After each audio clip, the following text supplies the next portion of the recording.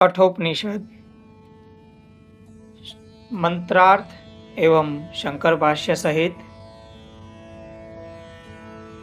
तृतीय वर्ग आत्मरहस्य।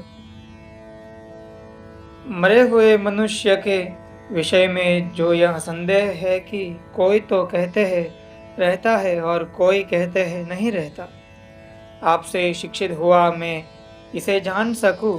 मेरे वरों में यह तीसरा वर है। निश्रेयस के साधन आत्मज्ञान के योग्य पूर्णतया है या नहीं, इस बात की परीक्षा करने के लिए यमराज ने कहा। पूर्व काल में इस विषय में देवताओं को भी संदेह हुआ था, क्योंकि यह सूक्ष्म धर्म सुगमता से जानने योग्य नहीं है। हे नचिकेत, तू दूसरा वर मांग ले, मुझे न रोक। तू मेरे लिए यह वर छोड़ दे।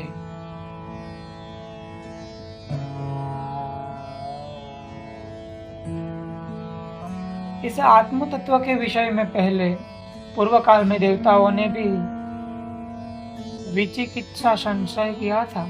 साधारण पुरुषों के लिए यह तत्व सुनने जाने पर भी सुज्ञेय अच्छी तरह जानने योग्य नहीं है, क्योंकि यह आत्मा नाम वाला धर्म बड़ा ही अणुसूक्ष्म है। अतः हे नचिकेत,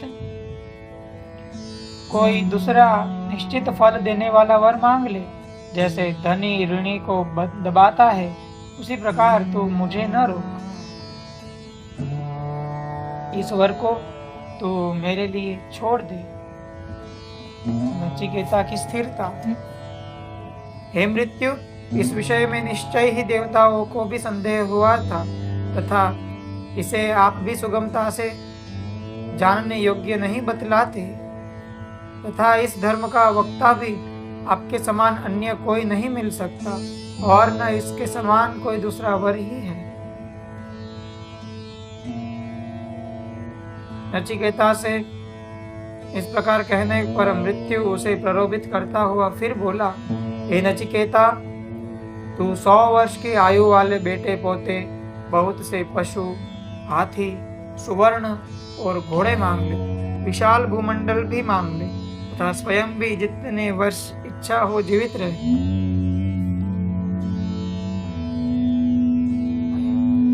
इसी के समान यदि तू कोई और वर समझता हो तो उसे अथवा धन और चिरस्थायी जीविका मांग ले। हे नचिकेत, इस विस्तृत भूमि में तू वृद्धि को प्राप्त हो। मैं तुझे कामनाओं को इच्छा अनुसार भोगने वाला किए देता हूँ। इस उपर्युक्त वर के समान यदि तू कोई और वर समझता हो तो उसे भी मांग ले। यही नहीं, धन अर्थात प्रचुर सुवर्ण और रत्न आदि, तथा उस धन के साथ चिरस्थायी जीविका भी मांग ले।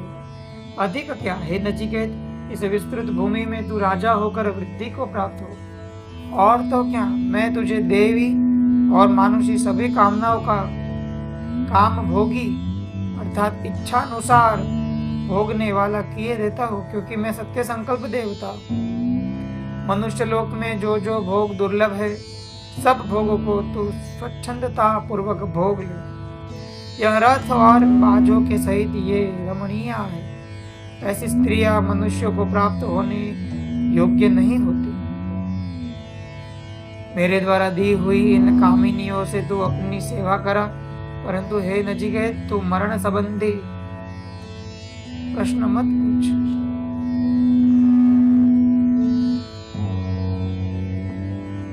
इस प्रकार प्रलोभित किए जाने पर भी नचिकेता ने महान सरोवर के समान अक्षुब्ध रहकर कहा।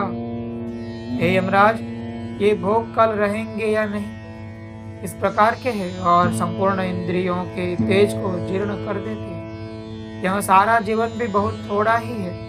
आपके वाहन और नाच गान आपके ही पास रहे, हमें उनकी आवश्यकता नहीं है।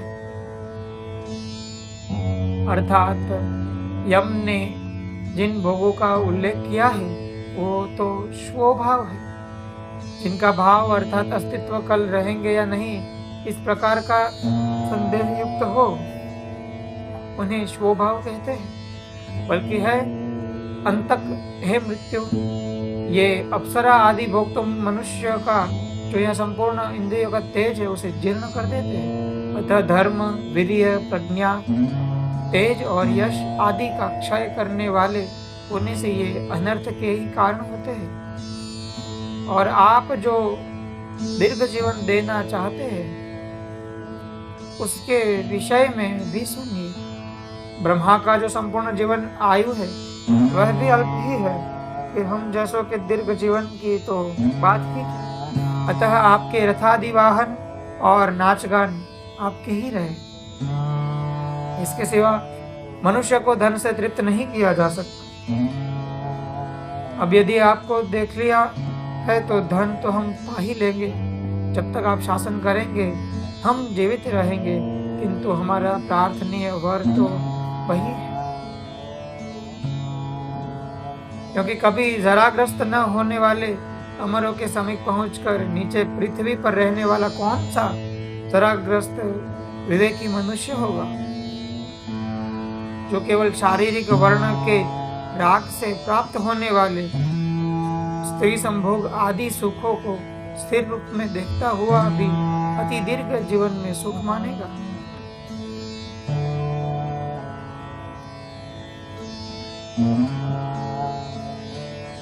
अतः मुझे इन मिथ्या भोगों से प्रलोभित करना छोड़कर इसके लिए मैंने प्रार्थना की है। हे मृत्यु, जिस परलोकगत जीव के संबंध में लोग है या नहीं है ऐसा संदेह करते हैं, तथा जो महान परलोक के विषय में निश्चित विज्ञान है वह हमसे कहिए। यह जो गहनता में अनुप्रविष्ट हुआ वर है, इससे अन्य और कोई वर नचिकेता नहीं मानता।